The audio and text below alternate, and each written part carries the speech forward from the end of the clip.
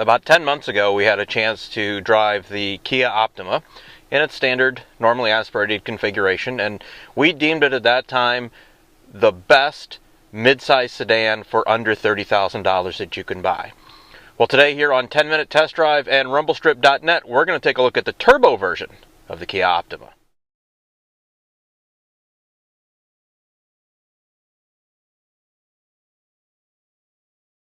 Trying to drive a performance version of a car in the middle of winter in here in Detroit, not always the best of ideas.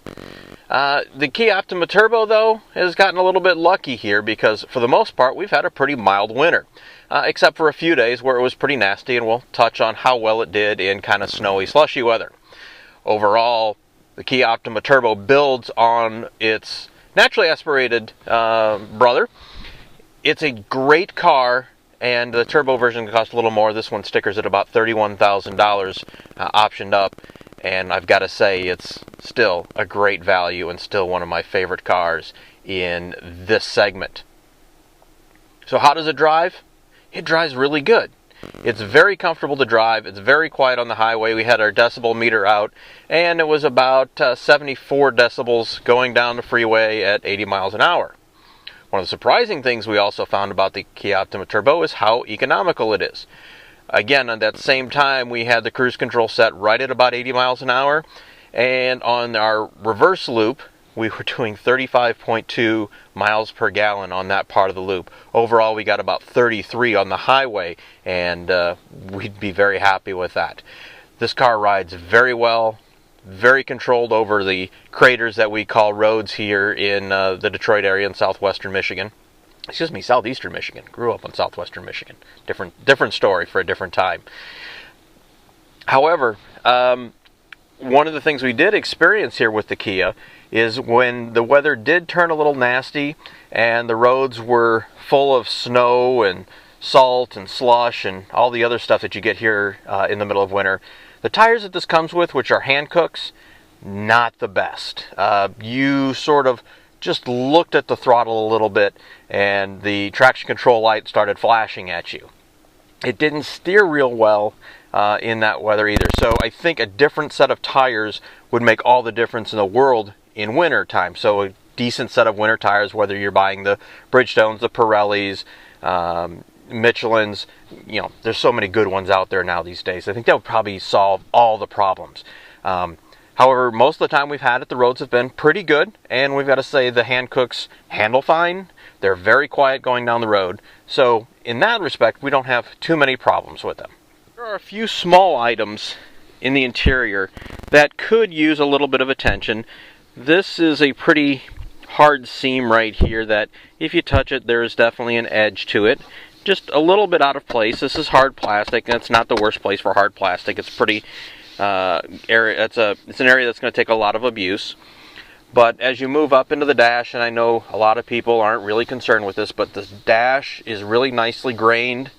It's sort of a leatherette material, but it doesn't feel cheap. It's got nice padding to it. The pseudo stitching here is well done. A little bit of a change in surface area there. Very nice. Taking a look at the center stack, smaller screen, but in general it works just fine to control of it. And of course the usual buttons down here. Heating, climate control. 2 positions for both heating and cooling on the seats. We like that. And of course the obligatory, you can shift this thing on your own if you like, but it rarely makes things better.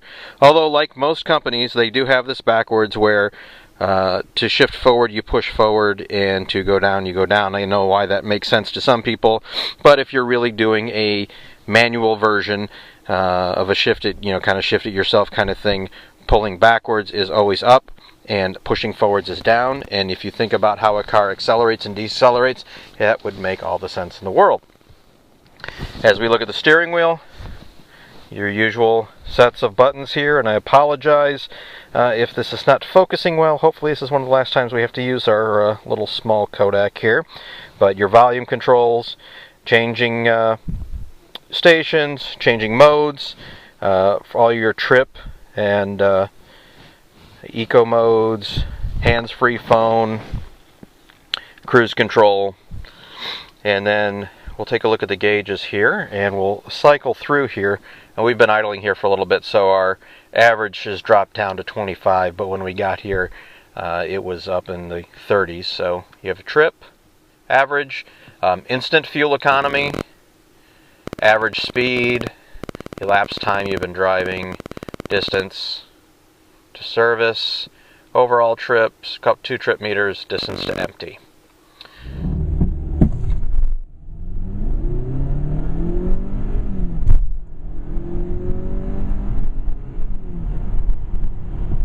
One of the other things that we really like in here is the heated seat option. Sure, 3 positions would be better than 2, but the one thing we really like, and this is because our back is not in the best of shape anymore, is that it's not just the seat bottom that is heated. You definitely feel it about halfway up your back, which is really nice, and especially on a cold day in Michigan. And today while we're filming, it's in the high 20s and the wind's starting to blow, so it's not the most comfortable, but we have to say it does a good job. Car gets up to temperature very quickly, which again is nice in this kind of temperature. Within like 2-3 minutes of driving, the heat begins to blow even on automatic. So what's our overall opinion of the Kia Optima Turbo? Well, it just builds on a great thing and makes it even better, right? Who's going to complain about power? More power. The torque steer is not bad. It's acceptable. It's going to do it a little bit. There's very few front-wheel drive cars that have a good amount of power that aren't going to torque steer. It handles fine. And on ramps, off ramps, it just nails them down. It makes a great family tour. Plenty of backseat room in this. Quiet, good stereo, great gas mileage. What's not to like? And at $31,000 or $32,000, I'll put the annotate it here to give you the exact price of what this stickered at. I love this car. It is truly one of the top 2 or 3 cars that I would tell people to go buy if they're considering kind of a mid-sized family car at $30,000 or a little over, a little under. If they want a little bit of performance, great. If they don't, you don't really need the turbo, but the turbo makes this car so much better. Love it. Don't want to give it back. That's how much I like it. Would I spend my own money on it? You bet. As we said, previously in reviewing the Optima, it's like the the Hyundai Sonata, which is its cousin, same platform. It's like it grew up. The styling is a little bit better. It's a little more reserved, but it's far more handsome. The interior, just put together a little bit better, a little bit simpler. Just everything's just that touch bit nicer, and it doesn't cost you really any more money. What's not to like? Kia Optima Turbo, this is a 5-star car.